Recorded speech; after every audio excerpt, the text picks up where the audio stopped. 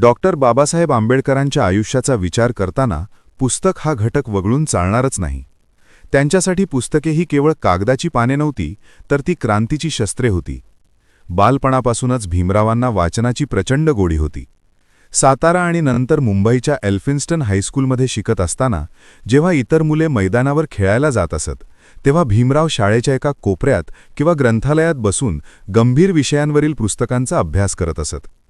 त्यांच्या घरी 18 विश्वे दारिपले होते, पण वडील रामजी सुभेदार यांनी भीमरावांच्या या वाचनाच्या ओढीला नेहमीच खतपाणी घातले.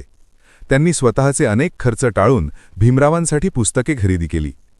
पुस्तकांमुळेच भीमरावांना हे उमजले होते की शारीरिक ताकदीपेक्षा बौद्धिक ताकद ही समाजाला गुलामगिरीतून मुक्त करण्यासाठी अधिक प्रभावी आहे.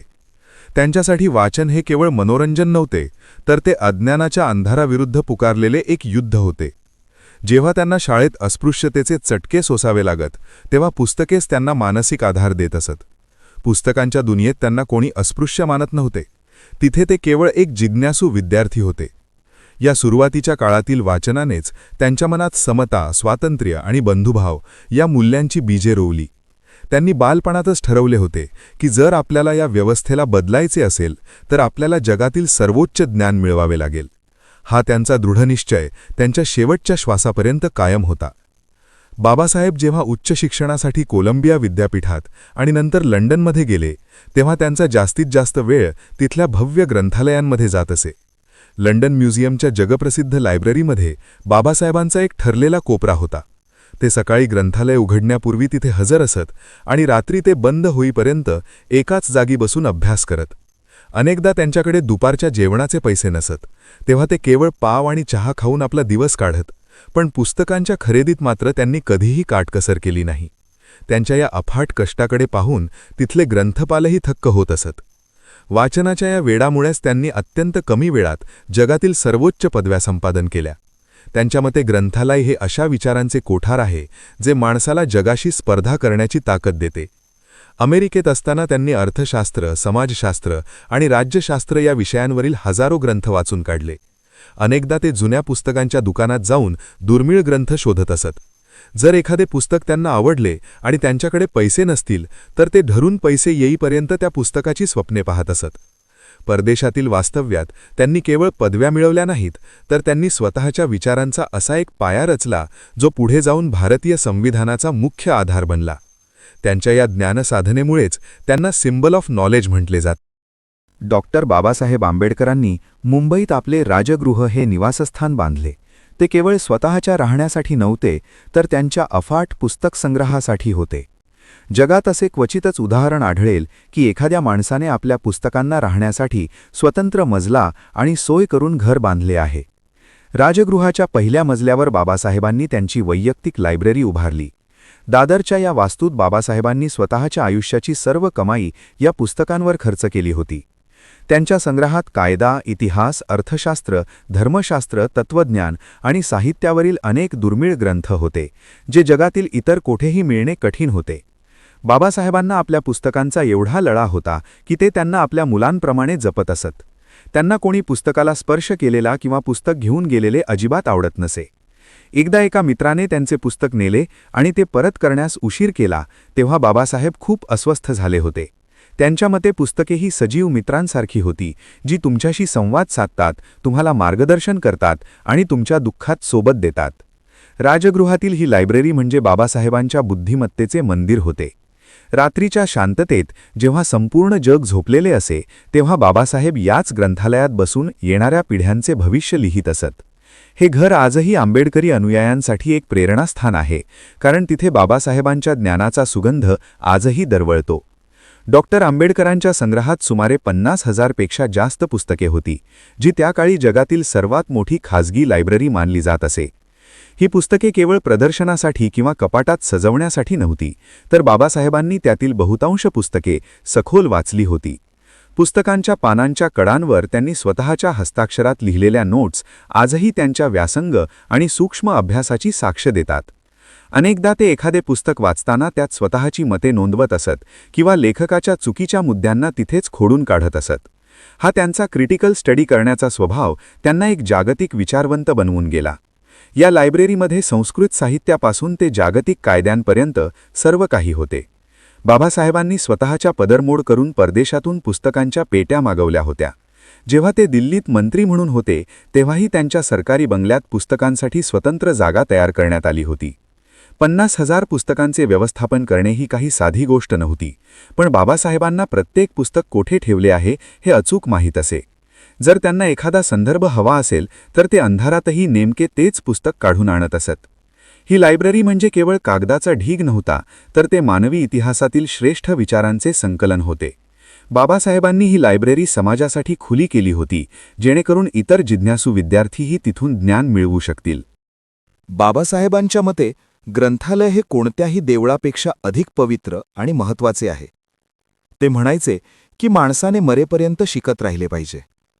त्यांनी आपल्या अनुयायांनाही हाच संदेश दिला की घर थोडे लहान असले तरी चालेल, पण घरात पुस्तकांचे कपाट आणि अभ्यासाचा कोपरा नक्की असावा. ग्रंथालयामुळे माणसाची विचार करण्याची क्षमता वाढते आणि तो अंधश्रद्धेच्या जोखडातून मुक्त होतो. समाजातील प्रत्येक स्तरावरील माणसाला ज्ञानाची कवाडे उघडी करून देण्यासाठी त्यांनी ग्रंथालय चळवळीला नेहमीच पाठबळ दिले. त्यांच्या मते साक्षरता आणि वाचन यातील फरक फार मोठा आहे. केवळ सही करता येणे म्हणजे साक्षर होणे नव्हे, तर पुस्तकातील विचार आत्मसात करून ते जीवनात उतरवणे म्हणजे खरे सुशिक्षित होणे.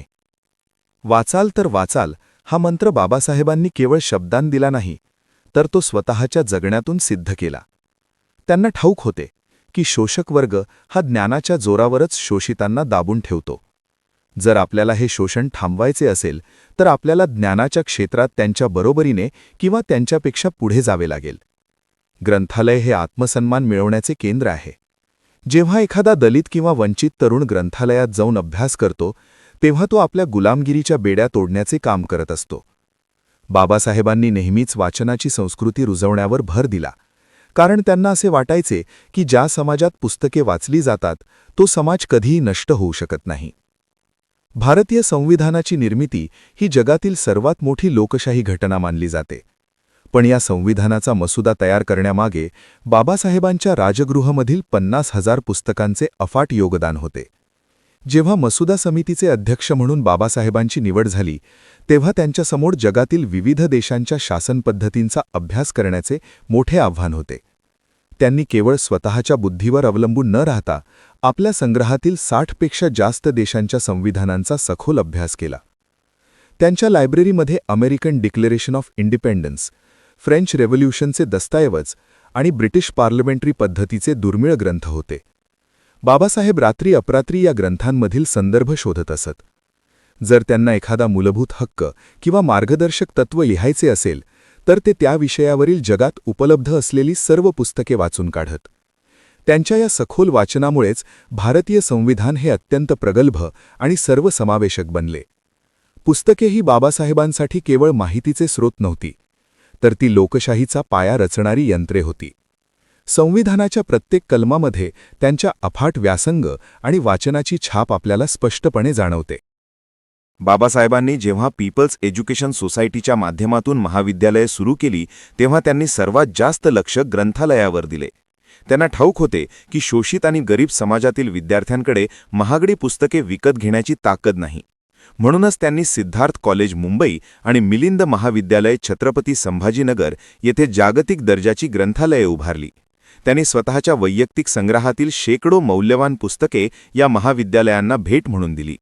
या ग्रंथालयांमध्ये बसून अभ्यास करणे म्हणजे बाबासाहेबांच्या सानिध्यात बसून शिकण्यासारखे होते. त्यांनी ग्रंथपालांना कडक सूचना दिल्या होत्या की कोणताही विद्यार्थी पुस्तकांशिवाय परत जाता कामा नये. त्यांनी स्वतः अनेकदा या ग्रंथालयांची मांडणी तपासली. विद्यार्थ्यांना संशोधन म्हणजे रिसर्च करण्याची सवय लागावी यासाठी त्यांनी दुर्मिळ संदर्भ ग्रंथ उपलब्ध करून दिले. आजही या ग्रंथालयांमध्ये बाबासाहेबांच्या हस्ताक्षरातील पुस्तके असलेली पुस्तके पाहायला मिळतात. ही ग्रंथालये म्हणजे केवळ अभ्यासाची ठिकाणे नसून ती आत्मसन्मान मिळवून देणारी ज्ञानाची केंद्रे आहेत, जिथून हजारो विद्यार्थी शिकून आज मोठ्या पदांवर कार्यरत आहेत. बाबासाहेबांचे पुस्तकांवरील प्रेम हे केवळ वैचारिक नव्हते, तर ते अत्यंत भावनिक होते. त्यांच्या आयुष्यात असे अनेक प्रसंग आले जेव्हा त्यांना स्वतःच्या गरजा बाजूला ठेवून पुस्तकांसाठी खर्च करावा लागला. एकदा परदेशात असताना त्यांच्याकडे जेवणाचे पैसे नव्हते, तरीही त्यांनी मिळालेल्या थोड्या पैशातून जेवण करण्याऐवजी एक दुर्मिळ पुस्तक विकत घेतले. त्यांच्या मते पोटाची भूक ही काही काळ थांबवता येते, पण ज्ञानाची भूक ही सतत शमावली पाहिजे. जेव्हा ते लंडनहून भारतात परत येत होते तेव्हा त्यांच्याकडे पुस्तकांच्या शेकडो पेट्या होत्या. समुद्रात वादळ आल्यामुळे जहाजातील काही साहित्य खराब झाले, त्यात बाबासाहेबांच्या काही दुर्मिळ पुस्तकांच्या पेट्या भिजल्या. जेव्हा त्यांना हे समजले तेव्हा बाबासाहेब एखाद्या लहान मुलाप्रमाणे ढसाढसा रडले होते. त्यांच्यासाठी पुस्तकाचे नुकसान होणे हे स्वतःच्या कुटुंबातील व्यक्ती गमावल्यासारखे होते. त्यांनी आपल्या आयुष्याची सर्व कमाई, वेळ आणि ऊर्जा या ज्ञानसाठ्यासाठी अर्पण केली होती. पुस्तकांसाठी केलेला हा त्यागच त्यांना बोधिसत्व आणि महामानव बनवून गेला. आज आपण माहितीच्या महाजालात आणि डिजिटल युगात जगत आहोत. गुगलवर एका क्लिकवर सर्व माहिती मिळते. पण बाबासाहेबांनी ज्या पद्धतीने मूळ ग्रंथांचा अभ्यास केला त्याची जागा तंत्रज्ञान घेऊ शकत नाही. आजची पिढी सोशल मीडियाच्या जगात वाचनापासून दूर जात आहे. अशावेळी बाबासाहेबांचे पुस्तकांवरील प्रेम आपल्याला पुन्हा एकदा मूळ ज्ञानाकडे जाण्याची प्रेरणा देते. खरी साक्षरता म्हणजे केवळ स्क्रीनवरचे शब्द वाचणे नव्हे, तर पुस्तकातील विचारांचे विश्लेषण करणे होय. बाबासाहेबांनी जसा चिकित्सक अभ्यास केला तसा अभ्यास करण्याची आज गरज आहे. वाचाल तर वाचाल हा मंत्र आजच्या फेक न्यूजच्या काळात अधिक महत्त्वाचा ठरतो. जर आपण बाबासाहेबांप्रमाणे वाचन केले तरच आपण खऱ्या आणि खोट्या माहितीमधील फरक ओळखू शकू. डिजिटल लायब्ररीच्या काळातही हातात पुस्तक घेऊन वाचण्याचा आनंद आणि त्यातून मिळणारे सखोल ज्ञान हेच समाजाला प्रगत करू शकते. बाबासाहेबांच्या वाचन संस्कृतीचा वारसा जपणे हीच काळाची गरज आहे. राजगृह हे केवळ एक घर नाही, तर ते जगातील सर्वात मोठ्या ज्ञानाचे प्रतीक आहे. बाबासाहेबांनी जो ग्रंथसंग्रह केला तो केवळ स्वतःसाठी नव्हता, तर येणाऱ्या पिढ्यांसाठी होता. आज आपली ही जबाबदारी आहे की आपण केवळ बाबासाहेबांचे फोटो आणि पुतळे न पुसता त्यांनी ज्या पुस्तकांवर प्रेम केले त्या ज्ञानाची पूजा केली पाहिजे. प्रत्येक घरात किमान एक लहान ग्रंथालय किंवा पुस्तकांचे कपाट असावे, हीच बाबासाहेबांना खरी श्रद्धांजली ठरेल. आजच्या तरुणांनी बाबासाहेबांच्या पावलावर पाऊल ठेवून उच्च विद्या विभूषित व्हावे आणि समाजातील अज्ञानाचा अंधार दूर करावा. ग्रंथालये ही लोकशाहीची जिवंत मंदिरे आहेत, ती आपण टिकवली पाहिजेत. जो समाज वाचतो तोच समाज स्वतःचा इतिहास घडवू शकतो. बाबासाहेबांनी दिलेली ही ज्ञानमशाल आपल्याला अखंड तेवत ठेवायची आहे. जेव्हा आपण एखादे पुस्तक वाचतो तेव्हा आपण बाबासाहेबांच्या विचारांशी संवाद साधत असतो. हा संवादच आपल्याला खऱ्या अर्थाने साक्षर आणि सुशिक्षित बनवेल. मित्रांनो, बाबासाहेबांच्या पुस्तकांवरील या अथांग प्रेमाची ही कथा तुम्हाला कशी वाटली? हा ज्ञानाचा वारसा जपणे आपले सर्वांचे कर्तव्य आहे. जर ही माहिती तुम्हाला आवडली असेल तर ती जास्तीत जास्त लोकांपर्यंत पोहोचवा. अशाच प्रकारे महापुरुषांचे विचार आणि इतिहास जाणून घेण्यासाठी आपल्या समाजसुधारक चॅनलला नक्की सबस्क्राईब करा. भेटूया पुढच्या एका नवीन आणि प्रेरणादायी विषयासह. धन्यवाद. जय भीम, जय भारत.